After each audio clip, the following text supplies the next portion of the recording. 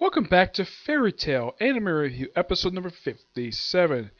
This is the 327th episode of the series, and it's also the second to last episode of the series overall.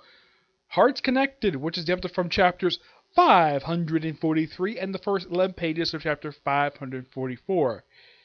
There was a few major things that happened this episode. First, let's start with Lucy and her group. Yeah, they get all, Lucy finally arrives. Now, it picks up where last week. Now, the episode starts off with a flashback, kind of expanding upon Agaloya's backstory, where, of the reason why he does all this, because some evil dragons, not all of them, decide to destroy his entire village. So, he decided to give himself Dragon Slayer magic and go on a freaking killing spree like he's freaking Jason Voorhees. Killing dragons left and right. Even some are not even evil at all.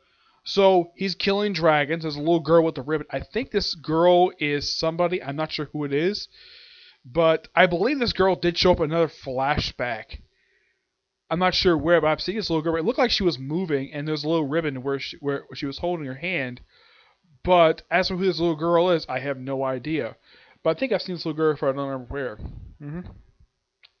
And this lasts for about the first 5 minutes of the episode. Yes, a 5-minute cold opening before they finally get to the opening credits.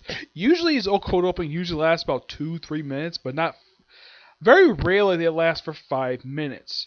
And then we pick up right where last week's episode left off, where the physical body of Agalogia has destroyed all the Alvarez Empire ships.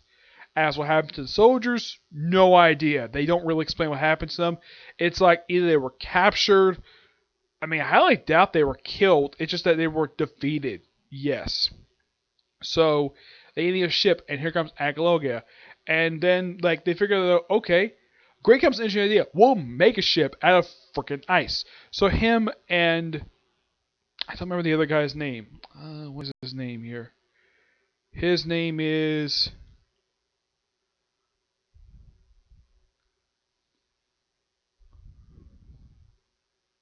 Leon. Yes, him and Leon, along with Juvia, make this fancy ship, and so Urza and Mara Jade in her Satan's Soul form.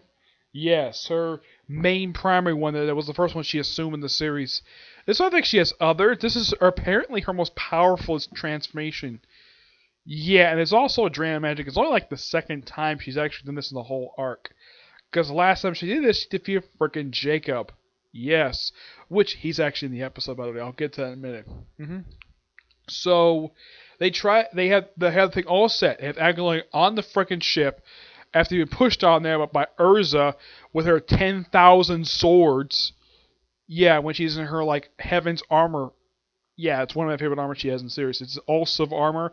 Usually it's all the same sword, but because basically you pin down Agaloy as quickly as possible. So you pin him on the ship because he's a Dragon Slayer. It actually weakens him. So then they activate the fairy the fairy shell, the fairy spear, and it works for a bit, and then it starts failing. And everyone's noticing, so we have Sherry there. First time she's appeared since she lost her magic back when they fought Demora. Yep. And of course, Carl in the episode that goes with human form. I'm still wondering how the heck she's able to accomplish that. So then all of a sudden, everything is hope lost, and then Melody shows up, Altair's adopted daughter. Yep, she shows up, and she has the magical bracelet. The thing that's been seen frequently in that was shown, they actually teased this particular thing in the opening titles, but everybody holding their wrists up like this with a little special thing that connects everybody. Yeah, apparently she did for the whole frickin' country. Yeah, and this is where we get the cameos by a whole boatload of people, like the surviving members of the Sprigget 12, along with these following people: Angus and Broder, Matten Gringer, Archbishop, Kedger, Venito, Dalphin, Bors, Sue, Actio, Jason, Rabin, Michello, Yajima, Albert, Ira, Jacob, yeah, he presents out, Nineheart, Marion Hallow, well, the king, the dragon, the desert king, Ajo, Yajil, Bekil, Ekram, the Garou Knights, Twilight Ogre, Legion Corps, Jiggle Butt Gang. Yeah, first in the appearance in that filler story. The Archaeological Society, and the Silver Labyrinth. They also have appearance by Michelle, Lucy's doll, and a picture of Lucy's late parents. I guess the animators figured, though, this is the second to last episode of the series. Let's throw in every single character. Heck, even Altair makes a brief cameo, though she's an old lady at this point. I'm still wondering how the heck that was even freaking accomplished. So, yeah. Next episode, the final one. So let's basically celebrate this by having the second last episode show every single freaking character who appeared since episode 1. They even mentioned episode 1 where when Lucy first met Natsu and they fought the fake salamander, which that guy did come back for a filler episode. But yeah, everybody, including the freaking wizard saints, pop up here. First time they appeared since they were knocked out by God Serena. Who, by the way, that guy is dead. Yeah, Agnaluga killed him. Unceremoniously, he just killed him like... Well, yeah. And so these guys have apparently been unconscious the whole period of time while everything else is back normal. Yeah, and apparently Jacob, after everything was restored, so he gets defeated by Mara Jade pretty easily, and the next time you see him, he's in a jail cell. Yeah, and seeing the Winter General, yeah, he was quite nice to see him briefly. Yeah, first time he was seen since he got his butt handed to him by frickin' Gray. Yeah. Who defeated him with Ice Dragon, the Ice Demon Slayer magic, which he didn't even know he frickin' had. He knew about the ice magic he had, but not the Demon Slayer, which that actually seriously hurt him. Yep. And they do succeed. Now, everybody succeeds in sealing Agnologia with the Quartz Fairy Tale Seal. As what goes on in the Time Rift, we have the 7 Dragon Slayers all ganging up at once on Agnologia.